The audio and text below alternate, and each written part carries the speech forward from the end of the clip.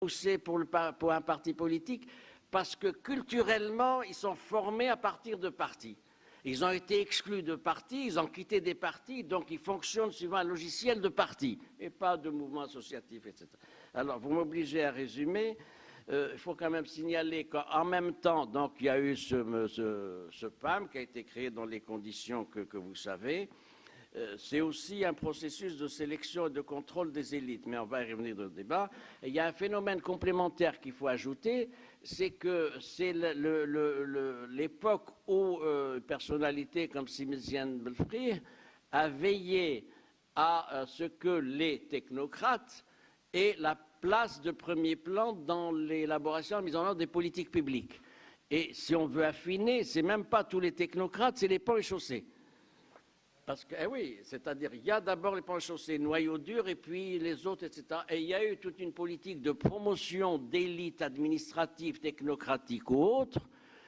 On a vu des walis technocrates, on a vu ceci. Ce phénomène a continué. Phénomène a continué à tel point que dans des secteurs que vous pouvez analyser, c'est le profil d'un technocrate, ingénieur, point et chaussée de préférence qui passe le premier avant tous les autres profils. Et ça, c'est un phénomène qui se développe, qui s'est consolidé, mais qui en même temps marginalise la place des élites politiques non technocratiques, suivant ce parcours-là. Je voudrais ajouter aussi un autre point, pour ce qui est du contrôle politique, c'est que le système a fonctionné suivant une certaine régulation. Il a voulu contrôler et sélectionner des élites. Bien, c'est quand même intéressant de se demander pourquoi le parti de l'Istiqlal a connu la crise que vous savez depuis 4 ans et qui a aidé à la mise en place de Hamid Chabat. C'est une question. Je n'ai pas de réponse. Je l'ai, mais je ne vous la donnerai pas. Bien, bien. Qui a poussé à ce qu'il y ait la crise au sein de l'USFP qui s'est traduite par la nomination de Driss Ashgar. C'est une question aussi. Je vais plus loin. Le RNI est intéressant.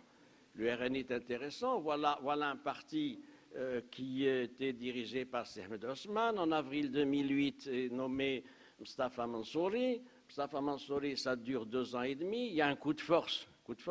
Je suis témoin, j'ai suivi ça de près. Pour enlever Mustafa Mansouri dans des conditions invraisemblables, pour mettre Salah Din Zouar. Salah Din Zouar est remplacé le 12 octobre 2016. 5 jours après les élections, par quelqu'un qui avait quitté, c'est-à-dire c'est Aziz Akhnouch, qui avait quitté le RNI le 2 janvier 2012 pour être nommé le 3 janvier 2012 ministre au même département et qui, en mai 2016, avait fait une déclaration publique disant « Je quitte la scène politique, je ne me présente pas aux élections et je vais juste m'occuper de la préparation de la campagne agricole et des grands chantiers. » Donc c'est quand même un mode de régulation qui est intéressant. Je ne parle pas du PAM, c'est-à-dire le PAM, comment est venu le PAM, par qui il a été aidé, tout ça, etc. Ce que je voudrais dire, c'est que pour ce nouveau règne, ce qui me frappe, c'est qu'il n'a pas fabriqué d'élite politique. Il a fabriqué des élites technocratiques à des postes, mais pas d'élite. Prenons les profils. Fouad Ali Lhima. C'était un élément clé du système élitiste ou élitaire. Novembre 2011, il est exfiltré, si je puis dire, il est exfiltré vers le cabinet royal en disant « Ah, c'est fini, etc. » Bien. Qui on a ensuite? Ilyes Omari, quand même intéressant comme profil. Ilyes Omari à la tête du PAM. Qui on a ensuite? Aziz Akhnouch. Aziz Akhnouch, il vient d'où? Voilà quelqu'un. On a fait aussi des ouvertures, notre ami Mustafa Bakouri, qu'on a pris, qui n'est pas fait pour ça, etc., mais qui était missionné, bon, finalement, alors qu'il a tant de choses à faire par ailleurs. Donc, ça me frappe beaucoup, c'est un système qui n'a pas sécrété d'élite, et il se retrouve devant une difficulté, 18 ans de règne, il n'y a pas d'élite. Il n'y a pas d'élite, il y a eu des nominations, il y a eu des faveurs ici ou là, mais comme processus social de sélection, de cooptation des élites, je pense qu'il y a matière à interrogation. Je voudrais également ajouter, pour ce qui est du fonctionnement, et je finis, pourquoi il y a ce mode de régulation des élites? Il y a une offre,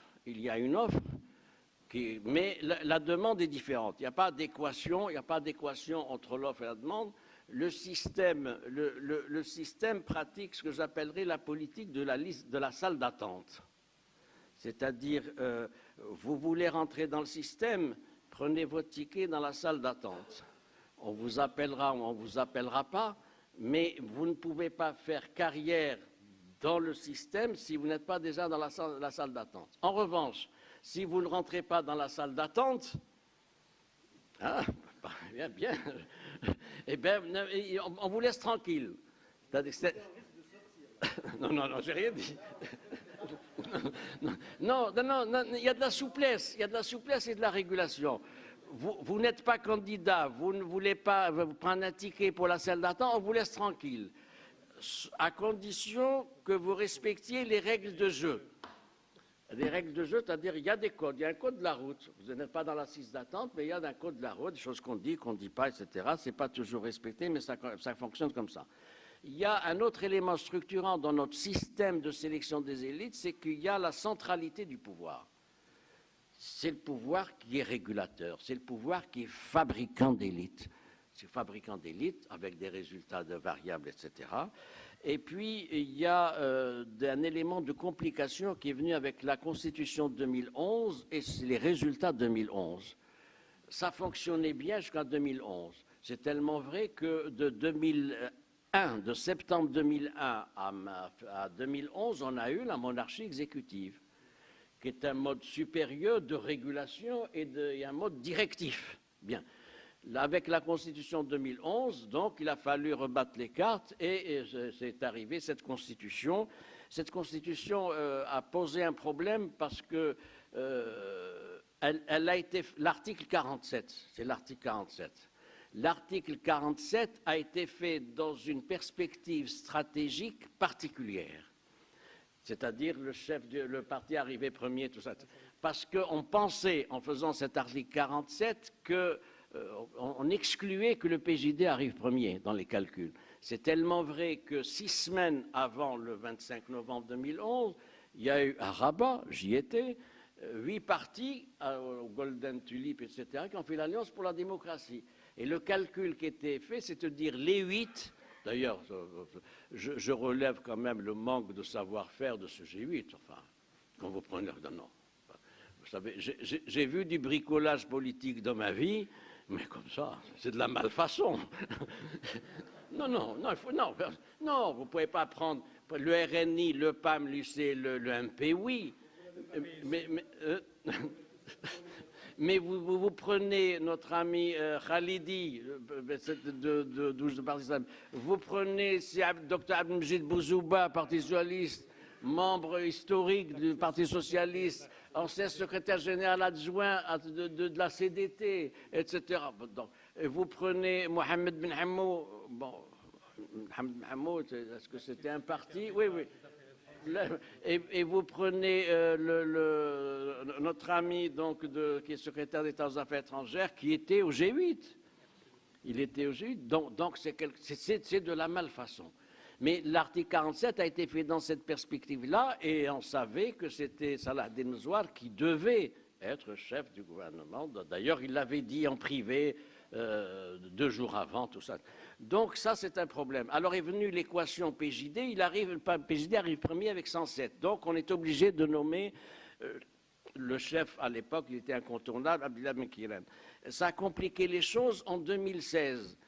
Parce que le calcul qui a été fait en 2016, c'est de dire, bon, ils sont arrivés premiers, mais il y aura un vote sanction, parce que le bilan de 4-5 ans de gestion gouvernementale, et par ailleurs, on va s'organiser pour que le PAM soit premier.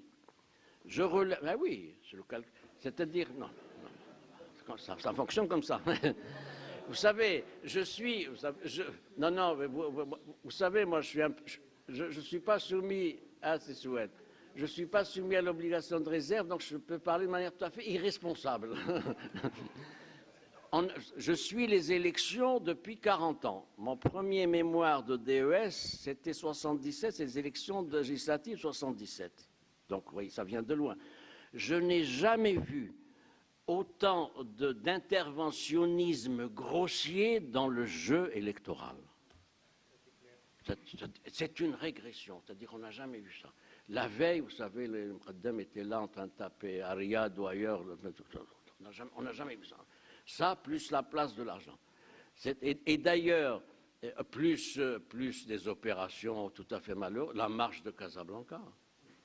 Moi, je dis aux amis du PJD, vous avez gagné 200 000 voix.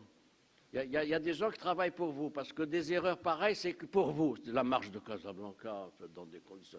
Donc ça, et donc nous sommes dans une équation maintenant où il y a, dans le système de partis, une donnée majeure. C'est-à-dire qu'il y a un parti qui vient des urnes, il y a un parti qui a amélioré sa position en 2016, etc., et qu'on ne peut pas réguler comme on pouvait le faire facilement avec d'autres partenaires politiques.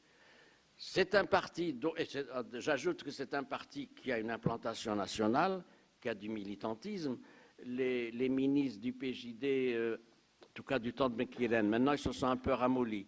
Du temps de Benkiren, pendant 5 ans, les week-ends, ils faisaient les petites villes. Moi, je suis de près, de petites villes, etc., pendant que nos élus, ils sont au Golfe d'Al-Salem ou celui d'Enfant. Eh oui, combien il y a eu de réunions de dirigeants du RNI ou de l'UC pendant 5 ans dans des petites villes, c'était pas du tout.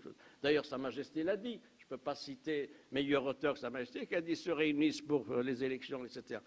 Ça, c'est un premier problème. C'est la place maintenant incontournable du PJD dans le système de parti et donc dans le système de sélection des élites. Deuxième problème, il y a le profil Benkiren. Nous avons un profil exceptionnel. Eh oui, qu'il soit ce que de reconduit ou pas, il y a une équation Benkiren qui fausse le champ, qui limite le champ de régulation par le pouvoir, le champ de régulation des élites. Hein? Les règles du jeu aussi, mais avec des nuances. Mais là, surtout, c'est-à-dire qu'il soit secrétaire général reconduit ou pas, il y a un parti. Alors d'ailleurs, on a essayé de diviser, de peser et de nourrir un peu la division au sein du PJD entre les ministres PJD et Benkiren. Ça s'est arrangé, mais il semble bien qu'il y ait 2 sensibilités au sein du PJD, une sensibilité à vocation gouvernementale, celle des ministres, même c'est plus proche, c'est intéressant, Ramid, Yatim, etc., et celle de Benkiren. Je conclus, puisque j'ai des coups de coude là. Alors, c'est la question que tu as posée dans ta note que tu m'as envoyée, etc. Quelles sont les chances de renaissance d'une élite citoyenne? L'idée, c'est est-ce qu'il y a des choses à rattraper ou pas? Je pense que le système, les décideurs, le décideur continuera à vouloir gérer et réguler le système partisan et le système de promotion et de sélection des élites en tenant compte des éléments que j'ai évoqués, c'est-à-dire le fait qu'il y a un parti qui vient des urnes, ce n'est pas un parti qu'on a fabriqué, qu'on a aidé, etc. Il y a 3 pistes possibles sur le papier pour la renaissance d'une élite citoyenne. La première piste, c'est qu'on peut attendre, on peut demander que le système de parti change. Tout le monde est d'accord, mais personne n'a donné le mode d'emploi. Tout le monde est d'accord sur le diagnostic, les partis doivent changer, de plus démocratie interne, ça a été dit par C. Mohamed tout à l'heure, etc. Mais comment faire? Puisque les instances sont là et qu'il est difficile d'introduire le changement, sinon à l'intérieur et par les instances. Il y a aussi le deuxième point. Si ça peut changer s'il y a une dynamique sociale. S'il y a une dynamique sociale dans des conditions particulières. C'est ça n'est pas maîtrisable et ça n'est pas prévisible. Deuxième piste, c'est évidemment la consolidation de l'état de droit et de la légitimité démocratique. Plus il y a d'état de droit, plus il y a de garanties de protection des droits et libertés, plus le jeu électoral sera respecté et plus on a des chances de crédibiliser les élites et donc de faire renaître une élite qui soit citoyenne. Ça suppose que le jeu électoral soit sincère, régulier, transparent, ce qui n'est pas le cas. Ce qui n'est pas le cas, d'abord pour les interférences de l'administration et de l'argent, et puis le poids de l'argent. quel est ici, parmi nous, qui peut se présenter aux élections législatives? C'est parce qu'il faut 5 millions de dirhams pour aller aux élections législatives. Donc aucun cadre de valeur, ingénieur, médecin, architecte, ce que vous voulez, ça ne peut décemment, quel que soit son parcours associatif ou militant, aller aux élections législatives, et même dans son propre parti, fût-il progressiste, et même dans son propre parti, j'attends que Ismaël Alaoui m'écoute, et même dans son propre parti, fût-il progressiste, la préférence sera probablement donnée à un notable qu'à un bon militant, camarade de PPS, de l'USFP ou d'ailleurs, parce qu'on lui dit, toi, tu n'amènes pas de voix. Lui, il va amener des voix, il a une assise électorale, il a de l'argent, etc. Malheureusement, c'est un fait sociologique. La troisième piste, c'est de redonner tout son sens et sa dimension à la politique, c'est-à-dire servir les citoyens, oui, tout ça, etc. Mais le dispositif en place ne permet pas, en l'état, de donner à la politique toute sa plénitude. Je conclus avec deux observations. Ce système fonctionnera comme ça, me semble-t-il, même si nous avons une évolution vers une monarchie parlementaire. Pourquoi? Parce que la structuration des acteurs et des structures fait que finalement, quelles que soient les modifications intervenues dans la verticalité des pouvoirs, il y aura toujours ces acteurs-là, des acteurs politiques, associatifs, lobby, tout ça, etc. Et puis, je conclus en me demandant si ce système est réformable. En l'état, j'ai une réponse plutôt négative. En l'état, c'est un système qui n'est pas réformable. Et vous verrez, si Dieu nous prête jusqu'à 2021, et si on fait la même conférence, qu'on aura les mêmes interrogations en 2001. Parce que, pourquoi? Il y a deux observations terminales que je voudrais faire. La première, c'est qu'il y a dans l'immobilisme ou la nature de ce système une addition d'intérêts, de réseaux, d'ego, d'ambition qui fait que ça ne changera pas beaucoup. C'est-à-dire la somme de tout ça fait que la piste réformatrice peut être formulée dans les discours, mais elle ne va pas générer une dynamique. La deuxième observation est plus longue, c'est que moi, 18 ans après, je pense qu'on n'a pas pensé règne.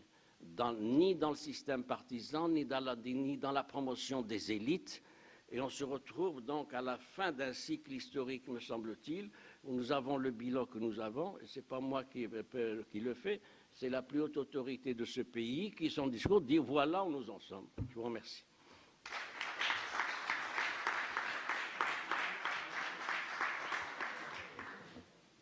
Merci Mustafa. Bon, le temps pour développer. Je crois que tout le monde était intéressé par tes développements, à la fois selon la sociologie politique et des portraits, et des profils. Dernier intervenant, c'est Habib El-Kouch. Peut-être répondre, l'essentiel, c'est votre communication qui est intéressante en tant que telle. Oui. Dans vos devoirs. ما نجاوبش هذا السي استعمل لانه عنده قراءته الخاصه لهذيك التجربه. انا اللي عشتها من داخل اشياء كثيره مما قيل ماشي هي هذيك، ولكن ماشي هذا موضوع المداخله ديالي. فوالا دونك بالنسبه لي مجموعه المداخل فيما يخص الواقع ديال النخب السياسيه والحقل الحزبي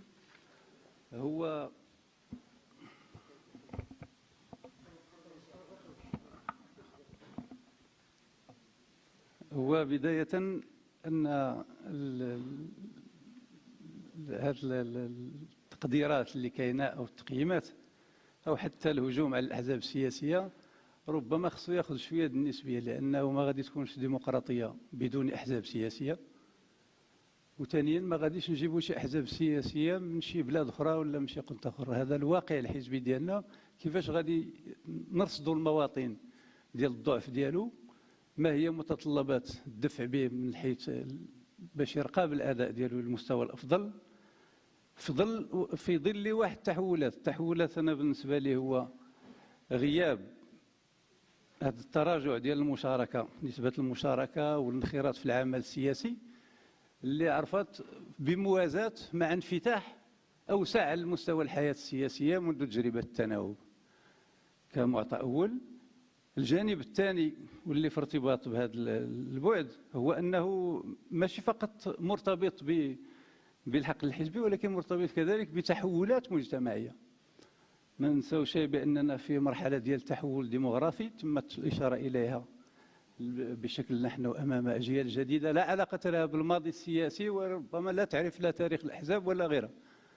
دونك هذا المعطى كاين بانتظاراته بطبيعة الحال، بالقيم اللي تم الإشارة لها الصباح، هذه الفردانية، التحول زعما على مستوى القيم، على مستوى التغير ديال الأدوار ديال الدولة نفسها من خلال التخلي على مجالات اجتماعية، من خلال تنامي البطالة إلى آخره، اللي بغات ربما مقاربة أخرى في الدفع بمسألة النمو والتجاوب مع انتظارات المواطنين. كلها معطيات ترسم الوضعية ديال المواطن اللي في علاقة لا بالدولة ولا بالفاعل السياسي اللي أصبح جزء منخرط في هذه الدينامية، خاصة منذ 98.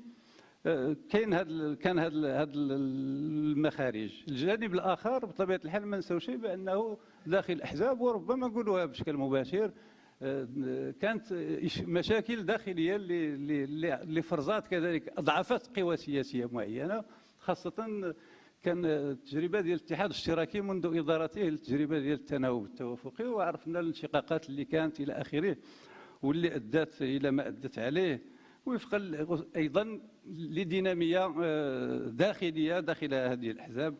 والتراجعات شملت ربما إلى مشينا حتى الآن جميع الأحزاب السياسية تقريبا اللي كانت يمكن نقولوا برزات هذا لي سوفلمون ديال العطاء ديال الأحزاب. الواقع الحزبي بطبيعة الحال الأدوار هي تمت الإشارة إليها، ولكن ربما غادي نكونوا كذلك نرصدوا، كان الحديث عن الجرأة أو غيرها إلى آخره. فبدون ما نطولش، ما بغيتش نطول أنا لا في التاريخ ولا في هذا، إلى خدينا من الدستور. الآن عندنا دستور ديال 2011 اللي يشكل مرحلة متقدمة بالنسبة لما كان في السابق، وأدوار جديدة وإمكانيات أكبر للأحزاب نفسها. شفنا النخبة السياسية كيف تعاملت من 11 الآن مع هذا الواقع الدستوري، من خلال القوانين التنظيمية، من خلال تحمل المسؤولية في الترجمة الأوسع الأعمق نقولوا، اللي تكون فيها شوية ديال الجرأة السياسية اللي كانت تعتبر ما هي غير واردة من طرف مختلف الفرقاء، بما فيها رئيس الحكومة اللي كان يقول أنا غير خدام. دونك هذا المعطى الدستوري ما خداش قوته اللي شكلها اللحظة في ديال 2011، واللي بطبيعة الحال أعطت هذه اللحظة نفسها أعطت إمكانيات. ربما هذا غادي يكون عنده انعكاس حتى داخل الأحزاب، الإمكانيات ديال التأثير أو التموقع أو الفعل اللي انعكست على الأحزاب من داخلها. ما ننساوش بأن رئيس الحكومة عنده الحق في تعيينات في مناصب متعددة على المستوى المناصب العليا في الإدارات العمومية ومؤسسات. دونك هذا كمعطى، إضافة بطبيعة الحال إلى المؤسسات الأخرى اللي كينص عليها الدستور اللي غادي تجي في الطريق كذلك. هذا التموقع بهذا البعد يمكن نقولوا الديمقراطي إن صح القول، اللي فيه الوزير الأول يجي من القوى اللي هي فائزة بالانتخابات وإلى آخره. فهذا ربما كيطرح إشكال آخر في ظل هذا الضعف الحزبي، هو قوة التواجد ديال الأعيان في داخل العمليات الانتخابية. أي ما يهم في ظل الضعف الحزبي هو اللجوء إلى القوى التقليدية اللي كانت متحكمة في العملية الانتخابية على أساس التموقع لتكون داخل المؤسسات ديال الدولة بهذا الشكل أو ذاك، سواء داخل البرلمان وخاصة داخل الحكومة. وهذا هو ما فرضته التجربة اللي دازت في هذا الوضع.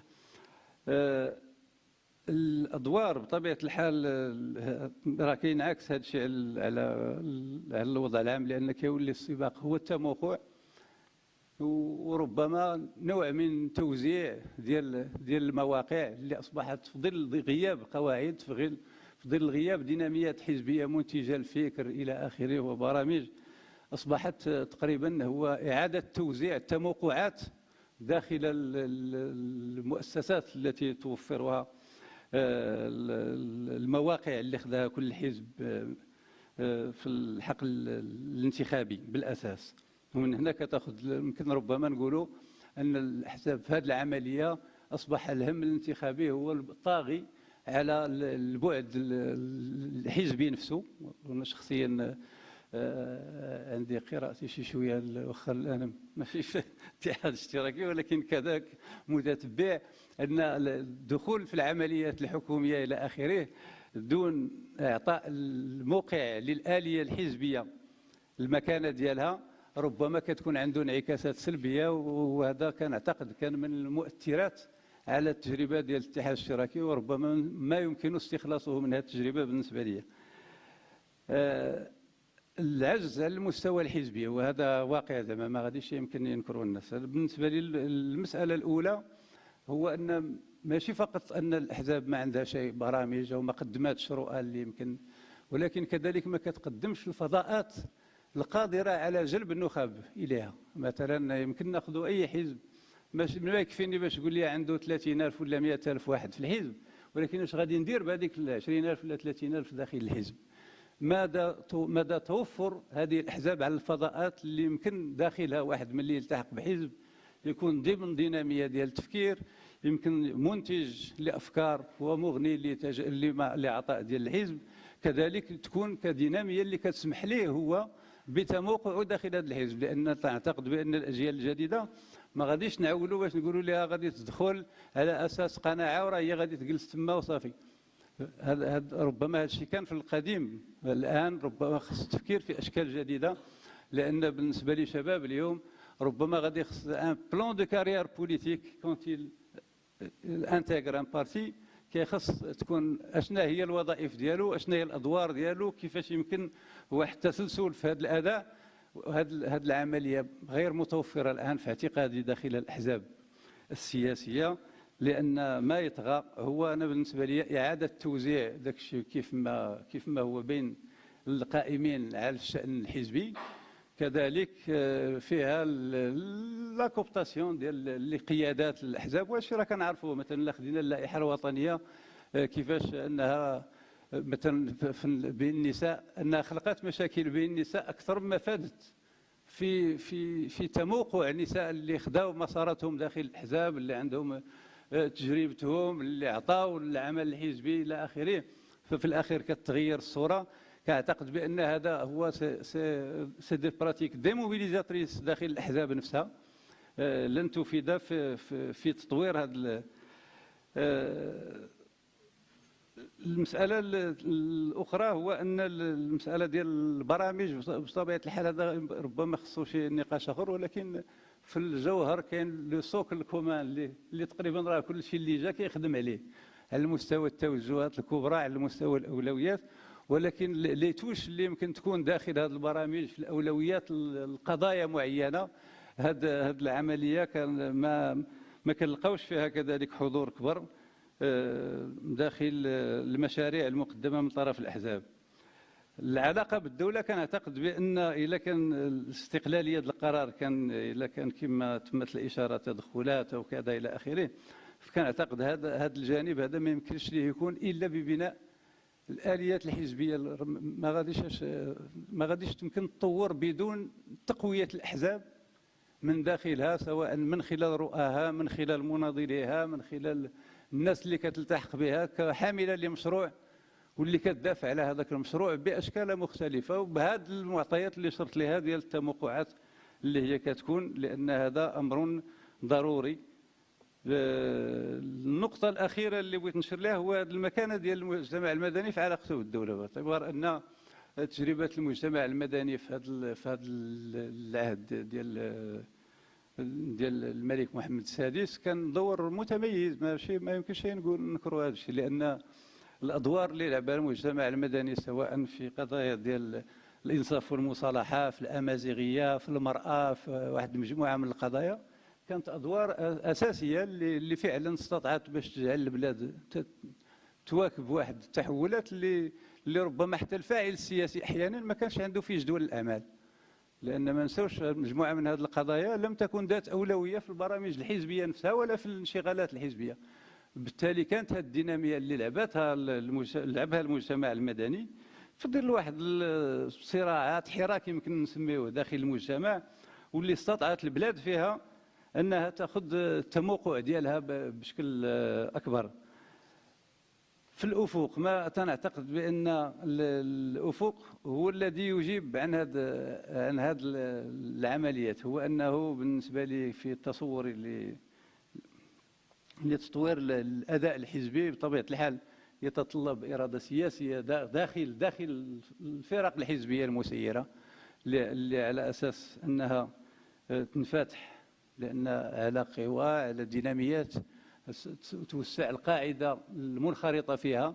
في غياب هذه الديناميات ديال التقوية ديال الآلية الحزبية والبناء ديالها كأداة تنظيمية كمنخرطين كبرامج كنقاش داخلي كمعانقة قضايا بتفكير مشترك بين المناضلين ديالها إلى آخره، في غياب هذه الديناميات سيبقى الحقل الحزبي إلى أجل مؤجل يمشي بنفس الوتيرة اللي احنا غاديين بها الآن في إعادة إنتاج النخب ولو في تغيير الوجوه. دونك يمكن نكونوا كما قال السي محمد راه بدلنا واحد النسبة كبيرة ديال الوجوه اللي كاينة في المؤسسات، ولكن جوهر العملية كيبقى هو، والقاعدة اللي مبني عليها والآلية اللي مبني عليها كتبقى هي نفسها. وهذا تحدي كبير أمام النخبة السياسية اللي بينت القصور ديالها إلى حد الآن، خاصة أن المجتمع الديناميات اللي فيه غادية تتقوى بشكل أكبر باستقلالية عن الفاعل الحزبي. وكنعرفوا الحركيات الاجتماعية اللي كاينه في واحد العدد من المناطق، ومن ضمنها كانت الأحداث ديال الحسيمة، ولكن مثلها راه كثير في مناطق أخرى حول القضايا تمس الحياة اليومية ديال المواطنين. هذه الديناميات ربما في تطورها وخارج الحقل الحزبي اللي هو يفترض فيه أن يلعب دور التأطير ودور الوساطة مع مؤسسات الدولة، قد تجد الدولة نفسها في مواجهة مباشرة مع مثل هذه الحركات. وربما هذا التحدي الكبير أمام الطبقة السياسية لكي لا تبقى فقط منغلقة على الانشغالات الداخلية ديالها والحسابات ديال هذا هو يطلع هنا وهذا هو يجلس ليه، لكي ترى أن الدور عندها هو أوسع من ذلك بطبيعة الحال، بدون ما كينغي هذيك الطموحات ديال الآخرين في التموقع اللي هي عادية ومشروعة في جميع التجارب ديال الشعوب كاملها. ولكن يعرف بأن جوهر التحدي هو في ارتباط بقضايا الوطن بالمواطن وقدرته على الانخراط في هذه الدينامية واستحضار المتطلبات ديال البلاد في ظل عولمة زاحفة بشكل مضطرد وقضايا تهدد ربما مناطق ووجود حتى دول أحيانا على مستوى المنطقة ديالنا. هذه جزء من القضايا اللي كنعتقد إلا ما كانش الفاعل السياسي يستحضرها فما غاديش ربما غادي نبقاو كنكرروا هذه المآزق التي عشناها في خلال هذه التجارب ديالنا، وربما لن يفيد ذلك في التراكم اللي هو مطلوب في البناء الديمقراطي داخل البلاد وتطوير هذه التجربة. شكرا. شكرا سي الحبيب. نحاولوا نفتحوا واحد المجال الوقت للنقاش، انه كان هناك مقاربات على المحل اللي جاءت بافكار جديده وعلى الاقل قراءات للواقع الحالي اللي يمكن تثير حوار ونقاش. زعم من اليسار وعلي بدون اختيار اليسار.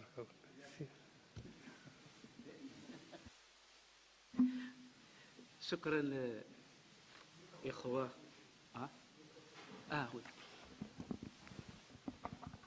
شكرا الإخوة الأساتذة أصدقاء.